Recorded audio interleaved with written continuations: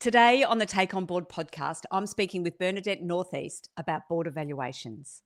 Before we start the podcast today, I'd like to acknowledge the traditional custodians of the land on which we record. For me, I am on the unceded lands of the Wurundjeri people of the Kulin Nation, and I pay my respects to elders past and present. I also pay my respects to any First Nations people who may be listening today. I acknowledge their continuing connection to land, waters, skies, culture, and country. I support Voice, Treaty and Truth for Aboriginal and Torres Strait Islander peoples, and I encourage others in the Take On Board community to do the same. Now, let me tell you about Bernadette. Bernadette has a really long list of boards, and I may not capture them all. But let's start here. She is on the boards of the Victorian Fisheries Authority, Victorian State Emergency Services, Loved and Shared Incorporated, and she's Managing Director of Northeast, Stockdale and Leggo Real Estate in Warrnambool. She's the former chair of Southwest Healthcare and the former chair of Wimmera and Southwest Family Violence Partnership, and formerly on the boards of the Australian Institute of Company Directors Great South Coast Committee, and also a former board member of PrimeSafe. I have no doubt there's others in there that she's missed. She's got loads of board experience, basically. Her day job, completely different, looking after land, health and biodiversity at Glenelg Hopkins Catchment Management Authority. Bernadette, so awesome to have you here at the Take On Board podcast today. Thanks, Celia. It's wonderful to be here. We've been talking about this for so long, so great We to have. finally make it happen. At least 12 months, yeah. So before we dive into board evaluations, a topic I know you and I love because we've talked about it a lot previously, Before we do that, let's dig a little bit more into Bernadette. Can you tell me a story about young Bernadette that tells us a bit about how you got to where you are today? Yes. And when you asked me this, I thought, oh, goodness. But actually, there is one key moment that's part of a bigger picture that's led to really that whole list of varying interests that you just read out. So I grew up in Tasmania, on the east coast of Tasmania, in a little town where everyone was a fisherman or a log truck driver. And my dad was a fisherman. And our livelihood was fish. We ate fish for every meal. I don't think I ate red meat until I was about 8 years old.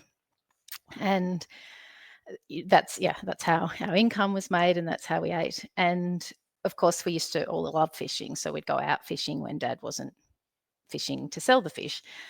And one day fishing, we were coming in and the fisheries stopped us and said, look, you've got a commercially licensed vessel and you've been out catching fish with your family. You're not allowed to do that. And we said, well, Dad said, we've done that for forever. Yes, it's a new regulation. You would have got the regulation book. And that regulation book used to be about 300 pages, used to be sent out every 12 months to sort of 2 to 3 years when the fishing regulations changed. And it was written in legal speak, which Helia, I'm sure you can imagine. It was lots of sections and subsections, multicoloured pages, and it was printed out and sent to licensed fishermen. It didn't highlight what the changes were. It didn't talk about what the new regulations were or what they meant or how to interpret them. And that wasn't the only time I came across that situation, but it left me going, there has to be a way to make sense of how you're meant to do things, how you comply, how you follow laws, but also how people can understand them and understand how they can, with best intent, comply. Oh my gosh. I'm now imagining you sitting in the boardroom of the Victorian Fisheries Authority and they're talking about, we'll just send the book out to update people. And you'll be like, hang on, no, there's a better way. Yeah, policy to practice was absolutely a driver. My interest in natural resources stemmed from observing the natural environment and being part of a family dependent on it. But yeah, absolutely, that policy into practice and how everyday people can understand how to be compliant and follow the rules and know what they are is what drives probably my interest in governance and passion for all forms of policy and governance. Amazing. Yeah, it's so important, isn't it? It's similar in a way for me getting into the law. I saw some kids getting chewed up and spat out by the legal system because they didn't understand what was going on. So being able to understand that sort of environment, actually, let me rephrase that. for governments to make it understandable to people is super important. Oh, amazing. So, you grew up in Tasmania on the East Coast. Oh my gosh, magnificent and beautiful. What It is. brought you to Victoria? When you grow up in Tasmania, and you're doing high school or TCE, Yeah. your goal is to go to the mainland. Right. There'll be Yes. people of about my age thinking that, used to say, "We're going to go to the mainland and then go back Yeah. and go to Yeah, right. university on the mainland." So, yes, I the course that I took up, which was Fisheries Management and Aquaculture, was offered both in Tasmania or at Deakin Warrnambool. It was the first year of it, and so, of course, I Ah, went to the mainland, aha. Amazing. So straight to Warrnambool to straight to Warrnambool. study, and then you've just stayed. Correct. Way, Mm, well, Warrnambool's loved the it. winner there, aren't they? Fantastic. Okay. Oh, I would love to stay in that conversation, but that will have to wait, I think, for a catch up when I'm down in Mm, sunny Warrnambool, because let's have this conversation about board evaluations. As I sure. said at the top of the episode, this is about board composition and effectiveness, and board evaluations are a key tool in the toolkit around that. They Where are. should we start the conversation about board evaluations? Well, I guess we start at the beginning, which is, for me, was my first experience of a board evaluation. So, Great. weirdly, it's what I thought was my first experience. What I learnt later was any committee thinking about how it's operating and does it see the Mm, things it needs to see is all about that. So I'd been doing that for many years with community groups, but my first formal board evaluation was an experience of utilising an external tool where everybody completes it, answers some questions, and then you get back a dashboard yeah. format.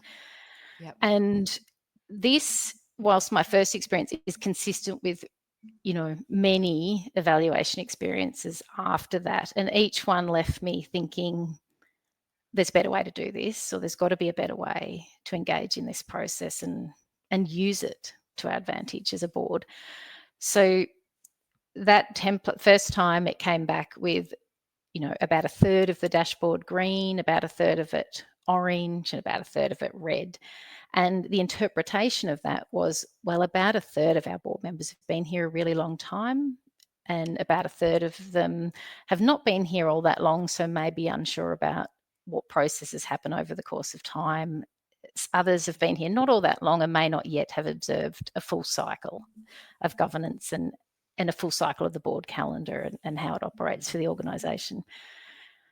And that may be true, but there's got to be more to it than that. And Yes. so in that instance, it was used to say, okay, I think we're doing okay because we'd expect this.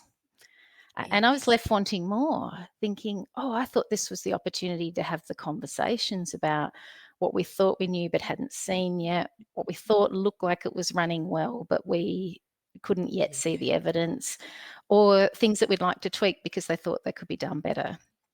But Yes. that wasn't how it unfolded. It felt more like the chair and the organisation was looking for a way to say, yes, we've undertaken this, and yes, we're doing okay. Interesting.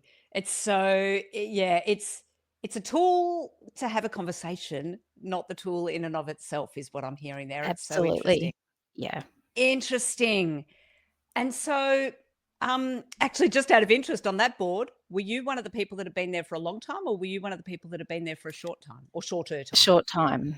Yes, a shorter Interesting. time. Mm. Yeah.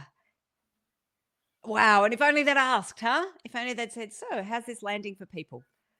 Yeah, it left me really unfulfilled because, we sort of went, right, done that, pop it off to the side. And, as I do, I tried to have conversations about it. But Yes. I guess it's also about what the board thought that tool was for. And it was to meet Yeah. a need at the time for the chair Yes. of TIC. We've done an evaluation for that board. It was required under a piece of legislation that Yes. they do that. So it met that need, but missed It, opportunity. yeah. And it is interesting, isn't it, when it's required? I mean, I think it's a good thing that board evaluations are required in a number of organisations. That's good, but doing it as well, doing it properly, Yes. Um, So that, if I can, it sounded a little bit tick and flick, was the process Yes. in that one. Yeah, without the Yeah. dive into what's really going on here. And I'm interested, the reflection there about newer board members that have been around for a while.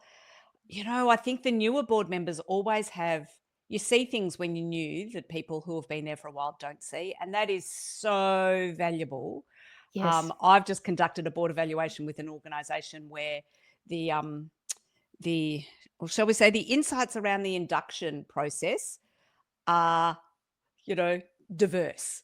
There are some in the Yes. organisation that say, we've got an awesome induction process. Yet, interestingly, the new board members are saying it wasn't ideal. And, Mm, I don't think it's on paper, the induction process is good, but the experience of it is not being experienced well. And I'm hoping what will come out of that is a conversation with those newer board members about what's your experience of it, what can we do differently, and yeah, hopefully that will absolutely. be one of the outcomes of the board evaluation that may not have happened otherwise, because sometimes those newer board members don't feel confident enough to say that at the outset. Interesting. Correct. Yeah, and it's much like audits. If you welcome this Yes. Yes. perspective and Yes. opportunity to say, well, there's things I don't know and I don't know them, it, Absolutely. it can really be a tool for genuine, Yes. collective effectiveness improvement. So you've chaired a number of boards. No doubt in that role, you've been the chair during board evaluations. Uh, how's that worked for you? How have you done that in a way so that it's not just tick and flick? And yes, we've signed off on what we need to meet our legislative requirements. Yes. Interestingly, I haven't chaired a board undertaking an evaluation Mm, because a large board I chaired for a period of time, an evaluation process that was committed to over a period of 3 years had been yes, initiated by the board the previous year, yes. and that had been a full 360 review and Ah, evaluation. It yes. included evaluation by and the perspective of executives and management Oh, in terms of the amazing. role function of the board and the enablers for their roles and functions Yep. that came from the board. And so I was the chair the following year, which meant some decisions based on the evaluation the previous year had been made, and my job was to ensure we held to those and Yep. stuck them out and sort of stayed the course to see Yes. if we could, because we'd made that decision to shift based on the evaluation. So yeah, I certainly oversaw the continuing evaluation process, but that was never tick and flick and never going to Yes. be. And to be fair, towards the end of that period of time as chair, what I was thinking about more was the dependence then of the board on that evaluation and process Hmm. and continuing observation by the evaluator, and how we transition to being more independent and seeking less constant feedback. Interesting. Yeah, right. So, and you touched on this right at the start of the conversation as well. Like, there's no, this is a board evaluation, this is not a board evaluation. It's almost a constant process. So maybe let's just list maybe the types of board Mm, evaluations there are, good point. although it's Mm, endless. Let's yes. just talk about what is a board evaluation. Maybe let's do that before we dig further into it. What are the types of board evaluations that you've seen and experienced? And like I say, it's an endless spectrum. But Mm. what are the types that you've seen or know of? Yeah, so basic effectiveness surveys, like tick, do I understand the Constitution? Have I got a copy of it? Have I seen, any other rules and policies?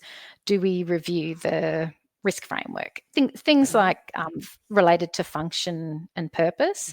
And Yep. then, yes, we do it. Sometimes answers are as simple as yes, no, maybe, I'm not sure if I've Yes. seen that or if we do it. And Hmm. to be fair, I think that can be a really Yes. effectiveness tool, and Yep. it's an easy, safe conversation to have. Others are a little more subjective and a little more deeper into the the functions and how the board operates and culture as a collective, and it might Yep. speak to The practicalities, so do you get your papers with sufficient time to read them? Do they have what you need in them? Is the agenda laid out in a way that directs you to the important business? Those simple questions down to, is the board collegiate? Do you feel you can ask tough questions? Is there good discussion before major decisions? Yeah. And moving into then a little more, some go deeper into culture again. Most are about purpose and objectives of the role and function of the board. So what I'm hearing is there's a whole, a board evaluation is not just, here you go, here's the board evaluation. There's a whole range of ways of doing it. There might be, inverted commas, just a survey, and that survey might be just about the board as a whole, or it could be a survey about the board as a whole plus individual board members self-reflecting and doing a 360. Yes. There might then be follow-up interviews. Like, not every board evaluation does that, but there might be follow-up interviews. It might include the board and or the executive and or maybe others. There might be key committee members that are also involved potentially, or other key stakeholders. Yes. I think you were going to add something about 360s. Was there something you wanted to add there?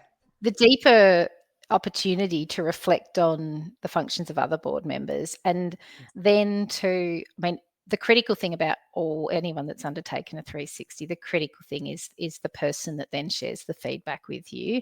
Yes. But I know that when I read mine, the first one that I'd been part of, there's parts of it that irritated me a bit. And I thought, I think they irritate me because I suspect they're true.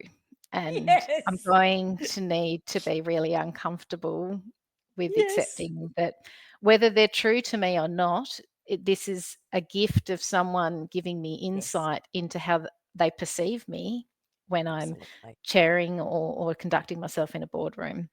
And I need to accept that that is a truth, regardless of if it sits comfortably or I feel it's true or not. Yes, it's so true, isn't it? It is difficult, whether it's in the board environment or any other time, that feedback is a gift, even though sometimes it doesn't feel like a gift. Yes, and that, as the chair at the time, that's what I shared with the board members. I said, a couple of things made me really uncomfortable, and I had to realise that they were probably true, and things I needed to address. Yes. And it is, I do board evaluations, I do coaching where I do 360s with people all the time. Yet when I was on a board and the 360 was done on me, you feel really nervous. You do, even opening the feedback. Yes, exactly. Well, speaking of opening the feedback, so I've been involved in 2 boards at very different times around the 360. And once the feedback, this was a long time ago, and I'm really hoping they wouldn't do it this way, but the 360 feedback was sent to me in an envelope which was just, bits and bobs of what people have said. And it was just sent. And I'm just at home. I'm like, oh, what's this? I opened it and I'm like, oh my God, this is all this feedback. What? And it was months after the evaluation, totally out of context, no covering. Anyway, not ideal. Well, that can be terrible for culture, because I think you naturally find yourself thinking, who said that about me? Yes. I wonder if it was this person. And it affects how you operate and function. Right. And it's not a gift anymore. It's that's right. So absolutely, being able to see how it relates to your role as a board member. Yes. And chairs might do that feedback with people. It might be the evaluator, but just put it in context for people is very useful. Well, I wonder if I share how that rolled out. The great. 360 one I experienced, because a couple of things happened. The people got to think about their personal and individual practice, and then how they brought that to the culture of the boardroom in a collective sense. The insight from executive was incredible, and it may not surprise people to hear this, but and it may shock people that we found it a piece of gold within it. But executives reflected on how often they felt they were preparing, and not able to get into the space of the list of the things that would be good to do if there was time, or the future-reaching strategic pieces that, you never quite get to. So the result of of all that review and the reflection that there were mostly things were really high functioning, and we felt we had a good understanding of the organisation and good insight into when there were challenges and early warnings about issues. So the concept was raised that perhaps there were too many meetings a year. And look, I don't take this on lightly, and I don't think that just for the sake of a convenient calendar, people and boards should say, let's do less meetings. Less meetings would be great. Even though it is always great to have less meetings in your calendar. But in this case, it was a very deliberate and strategic intent behind it. It involved a lot of work because, it's a rethink of the whole board calendar and when things go to committees and then when they roll out and you meet your reporting obligations on time and things. So it's a big rethink, but the decision was made to go to sort of bi-monthly, more or less, of the main board meetings. Yep. And strategic, deliberate changes behind that. And even that was hard to stick to because at the second board meeting after that, a board member said, I'm feeling a bit disconnected in between. What if we just get an email from the CEO? And I thought, we could. And then we challenged ourselves on that. And the idea was that we would stick to what we had decided and reflect deeply on why we were feeling that it wasn't working or that we were worried about it. And the reflection was just that, I think there might be things I'm not connecting with, but I'm not sure. But we knew that we were very safe that if the board needed to know something, the CEO would absolutely reach out. That had been the history of the organisation. And so the firm decision was, no, let's not mess with it. Let's not get the CEO to send an email or to do an interim update. Let's just stick to which we did for 12 months initially. And then the feedback after that from the execs was how often they were getting to that, forward-reaching material. And it showed in the papers too. You got these bigger strategic pieces about future opportunity, future growth, future quality improvement. And we really started to see it, and the exec experienced it, and the trust improved immensely. Well, you admitted you had the trust and you held to it. Interesting. So, what I'm hearing there is, boards need to discipline themselves in what comes out of these things and hold themselves to account in that as well. And they can be the catalyst for huge change if you embrace the process. And I'm not saying you have to do a 360 for that huge change, but I think being deliberate about an evaluation and accepting that you do want to change things. I must confess, prior to this larger 360 piece, one of the conversations in the boardroom was, we're coming up to a point where we need to embark on another process of evaluation. What kind of evaluation will we use? What kind of process do we want to do? Is what we've done previously, has that worked? And someone said, look, we're a really high functioning board, so I don't think we need to invest too much in this. Interesting. And another board member said, well, do we know we are? We all think we are. Yes, we are. We're very high functioning. So even that insight that you can get caught up in feeling that things are really good and that you don't really need to reflect that much. But I'd say it's reflection on how things are going is never wasted. Yes. Well, it's interesting. You said right back at the top of the episode about, I think you said something about, I went to this organisation and there was a board evaluation, and what that made me realise was that I'd been doing board evaluations just in a more informal way because it's just reflection. Not quite how you put it, but essentially that's what I heard from what you said. And I think that is key. A board evaluation is not that process where, we'll do the interviews. It can be the interviews in the 360 and so on, but it's actually an ongoing process of reflection and evaluation, discipline and action. It could be as simple as, I know a lot of boards at the end of each board meeting will do a little assessment about how did we go? Did we stay in the governance zone and the strategic zone? Did we ask good questions? Those sorts of things. So there's different ways of doing it. And I think it's boards, as you say, just having that constant are we doing okay? And occasionally asking somebody else other than themselves, although asking Correct. themselves is also important. Yes.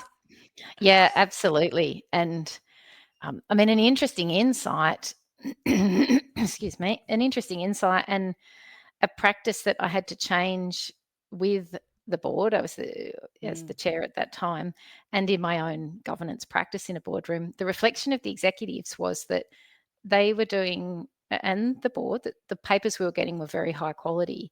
But mm. regardless of how good a quality they were, the board was still spending a lot of time talking about them. So Yes, the interesting. reflection from that had to be, are we asking questions to prove we read the paper and that we understood Mm, it and we engaged with it? Are we asking them or discussing the paper because we want to be respectful to someone that we know put a lot of time into writing yes. it? And Yeah. often it boiled down to that. So the big practice that changed in that first year, that was such intense discipline for me as a chair, was to genuinely note papers. And Yes. board meetings were far more efficient. And don't get me wrong, I've been on boards that star things and I feel don't give adequate time to important things. But Yep. in this case, these genuine reports for noting, Yeah. the right thing to do was to note it and move on. And it was Yes. really hard not to say, great paper, thanks for, Yes. Yes. Well, and yeah, because it can be a badge of honor almost, not always, and this is the trick in it. It can be a badge of honor that the paper's just inverted commas noted because it's covered everything. So That's right, yeah. correct. Yep, everything I need is here. Yep. Yes, A huge exactly. discipline though as the board member to not just Absolutely. ask questions Absolutely. for nice to know reasons, or Yes. yeah, Oh, or to show Bernadette, that you've engaged. we've covered so much here about board evaluations. What are the key things you want people to take away from the conversation that we've had today?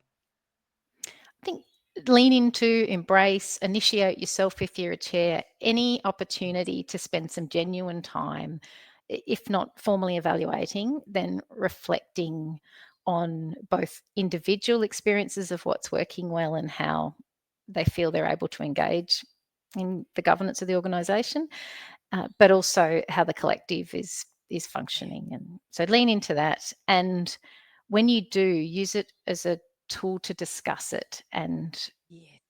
and reflect on it. So it's always about the process. Totally. Totally. It's so interesting. Again, I'm doing a board evaluation at the moment, and I often I resist putting recommendations in a board evaluation report because I find if you put recommendations in, then we note the report and accept all the recommendations is the Mm, outcome. Whereas what I want is a long shopping list of, as I call them, thought starters, and for the mm, board to decide from the shopping list, do they want a bag of bananas and a bag of apples, but we don't need the grapes and avocado, rather yes. than anyway. So it's interesting. It is that Yeah, conscious well, process and it leads talking them it to through. why. Yeah, why Yes, they're making that's that right. change. Yeah. Exactly. Oh, amazing. And is there a resource you would like to share with the Take on Board community? There is. I will share it with you. It's my simple committee effectiveness questionnaire, and it goes Oh, right back to the beginning where I realized that I'd developed my own tool for the sport clubs and the committees I was on to ask simple questions, but it actually prompts a conversation. Oh, haven't you seen that policy? Didn't you know we had that? And then you go, okay, exactly. well, we can do that. So I will share Yes. that committee effectiveness Fantastic. questionnaire, and I think it's a great place to start the conversation with a board or committee. Awesome. We will make sure there is a link to that in the show notes for people to get hold of. Oh, Thank Bernadette, you. it took us a while to get here, but I am so glad we did. I knew there would be buckets of wisdom that you would share. Thank you so much for being here and sharing with the Take on Board community today. Thank you. Thank you for having me.